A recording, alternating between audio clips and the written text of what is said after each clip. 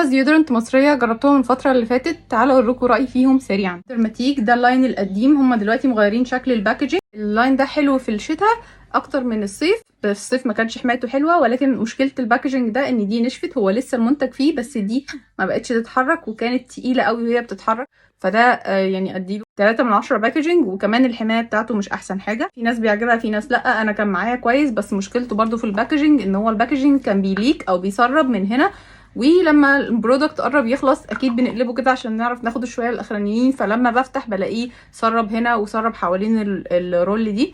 ولكن كحمايه كان كويس معايا الفتره اللي فاتت. حمايته كويسه، بس هتدفعي 3 4 اضعافه عشان تعالجي الاسمرار اللي بيعمله لك للاسف، لان هو فيه فريجرانس عاليه جدا فبيعمل اسمرار. وحش جدا جدا جدا، ما تجيبوهوش. حوشي وهاتي حاجه احسن شويه، لان هو وحش قوي، بيغير ريحتك، بيخلي ريحتك حاجه ثالثه خالص. ثمنه اقتصادي بس هو ما بيعملش اي حاجه، بالعكس بيخلي ريحتي اوحش. بوبانا ده وحش للاسف.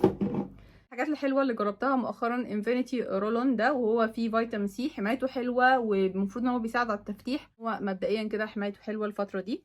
كان نفسي الاقي ديودرنت سبراي زي بتوع الحاجات المقاطعه وكده، فجبت بتاع ستارفل، وللاسف هو وحش جدا وحش بكل المقاييس. ريحته حلبه، استغفر الله العظيم، ريحته بشعه بجد. تخيلوا بقى وهو في العلبه بتاعته ريحته حلبه، ما لما تحطيه المفروض ان هو يحميكي من العرق، فده ايه يعني؟ ابعدوا عنه.